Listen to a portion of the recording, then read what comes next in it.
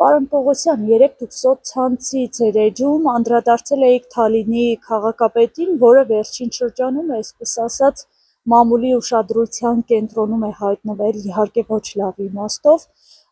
Մի փոքր կմանրամասնեք, ինչ տեղեկությունների եք տիրապետում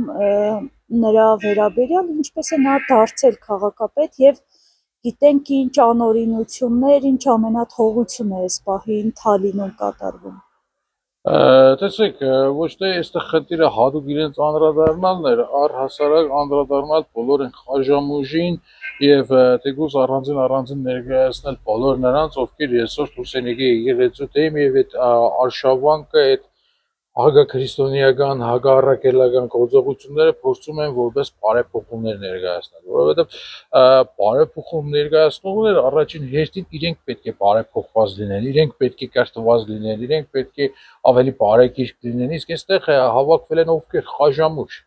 Այս հաճախ եմ ասում եմ տվեք ինձ ցանկացած քպայական եւ ես 24 ժամվա ընթացքում կապացուցեմ իրան մեջ եղած այն կեղդոտ մասերը, իհարկե դա մի քիչ այլ ոչ եթերային ձևով եմ ասում,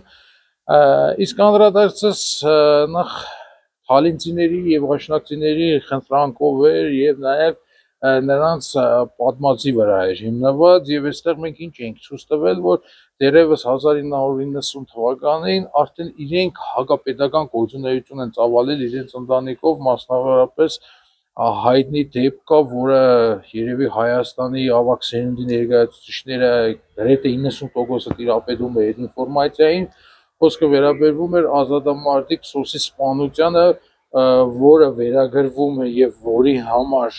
դեռևս 36 տարի առաջ մեղադրում էին հենց Տավրոսի հորը, որի համար ըստ էլի համագյուղացիների մի քանի տարի ինքը փախած է եղել ու շատ մեծ դժվարություններով կարողացել են այդ հարցը այսպես կոչված ջրել, բայց այստեղ ոչ թե մենք փորձում ենք իրավական գնահատական տալ, այլ այստեղ մենք խոսում ենք նրանց այդ իղծ եւ դավադի լինելու մասին, որովհետեւ 90-ական թվականներին երբ ամբողջ ազգը, նույնիսկ Սփյուռքից մարդիկ գալիս էին գնում Արցախ, կռվում, մեռնում, պատկերացրեք Հայաստանի ներսում ինչ որ կայիշնիկ Լյովապետի հրամանը կատարելու համար կամ աչքի սիրուն երևալու համար նման գործողություններ է գնում։ Այ երեք նորից իմ հետ խոսում են թալենտիները ու շատ հետաքրքիր բան պատմեցին։ Ասացին դու փոքր ես երևի չես հիշի, այդ դեպքից հետո 6 ամիս եւ ավել ոստիկանության համակարգում ոչ ոք ոստիկանական համազգեստ չէր հատվում։ Բոլորը ամաչում էին այդ համազգեստից ու միևնույն ժամանակ վախենում։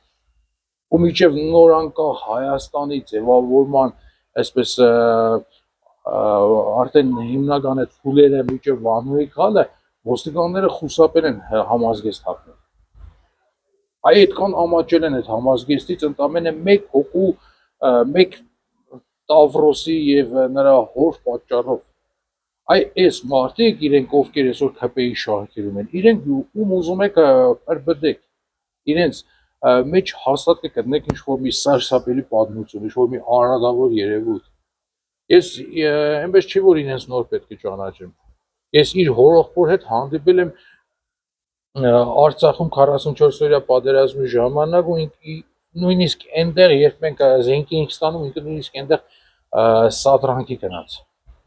Ու փառք Աստծո, որ այրենահեղություն չեղավ։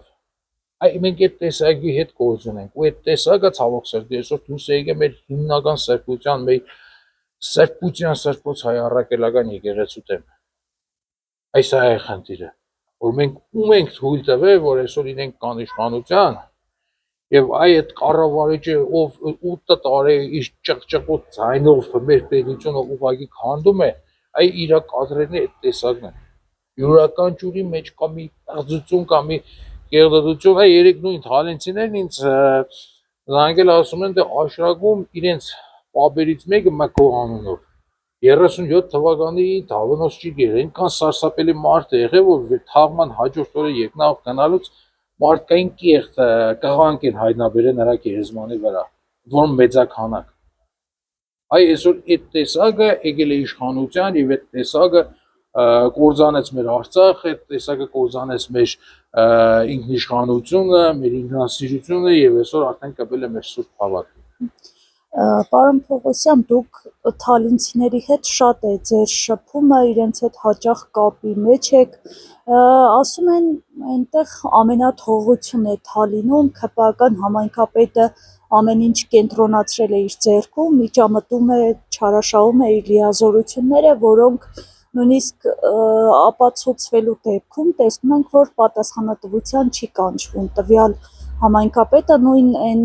երբ մենք տեսանք շահերի բախում երկհանումներ կատարելու ընթացքում չկա որևէ արձագանք, չկա պատասխանատվության կանչվածներ, ինչ տեղեկություններ են ձեզ հայտնի, դուք ինչ եք լսել թալինցիներից։ Տեսեք, նախ այդ ամենաթողությունը այսօր ամբողջ Հայաստանն է, որովհետև այդ պատասխանատվության կանչողը ինքն է ամենաթողը։ Մենք որևէ մեկից չենք կարող սպասել օրենքի գերակայություն եւ առհասարակ օրենքի հավասարություն։ Հայաստանում վաղուց գործում են երկակի ստանդարտներ եւ նույն օրենսգիրքը ՔՊԱ-կանի համար ինքը լրիվ այլ կերպ է գործում, իսկ նորմալ մաքուր հայի համար ինքը լրիվ այլ կերպ է գործում։ Այստեղ այդ բախումը կա, իսկ ինչ վերաբերում է Թալինին, այո, այնտեղ շատ բաներ են պատմում եւ իր հոր եւ երկու հորողբերների, Ժորայի եւ Մագոյի մասին, նույնիսկ այ մի հետաքրքիր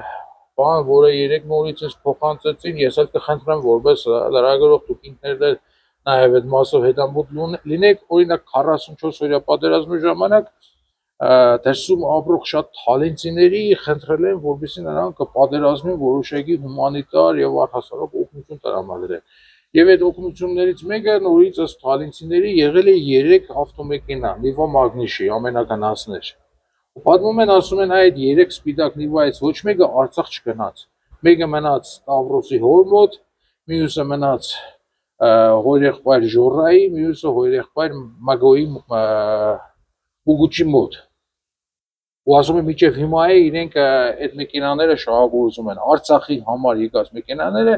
իրենք մինչև հիմա է շահագործում են։ Այ խնդրում եմ նաև կարող եք դիմել կառավարիչին, թող ինքը սիրում է, չէ, այսպես ապօրինի հարստացման դեպքեր բացահայտել, թող մի հատ այդ նիվաների ծագումնաբանությունը բացահայտի։ Կամ ավելին ասեմ, տեսեք, մենք բարձրացրեցինք այն ժողովրդի մեջ եղած զայրույթը խոսակցությունները այդ սպանության մասին։ Վերջերս իմացա մամուլից, որ Փաշինյան Նիկոլը որոշել է դիմել Վրաստանի կառավարությանը, որպեսզի Չաղավախքում թաղված Պողոս Պողոսյանի արտաշիրումում իրականացնեն, հասկանան երկրորդ նախագահան կապ ունի նրա մահվան հետ, թե չէ։ Հիմա թող մի հատ էլ քննություն անցկացնեն, օբյեկտիվ ձևով քննություն անցկացնեն եւ տեսնեն Ազատամարտիկ սոսին կես մետր հեռավորությունից, թիկունքից ինչ են սպանել։ Թող բացեն ներքին գործերի նախարարության արխիվները եւ տեսնեն ով է եղել հրամանտավողը եւ ով է եղել կատարողը։ Այդքան եթե արտարեն ճիշտ անցել է 36 տարի, բայց սպանությունը տային ծայրագույն է, ծանր հանցագործությունն է, որը վաղեմության ժամկետ չունի։ Շատ լավ են անում, որ Պողոս Պողոսյանին արտաշիրումում են անցկացնում։ Դե թող մի հատ էլ շատ լավ անեն եւ օբյեկտիվ քննություն իրականացնեն Ազատամարտիկ սոսի մահվան հանգամանքները եւ հանցագործներին հայտնաբերելու համար։ Առավել եւս որ մտնեն Թալին, ես վստահ եմ ինքան նյութ կա հավաքի նր ամեն ինչի հետ կապված, որ իրենց լիովին բավարար կլինի։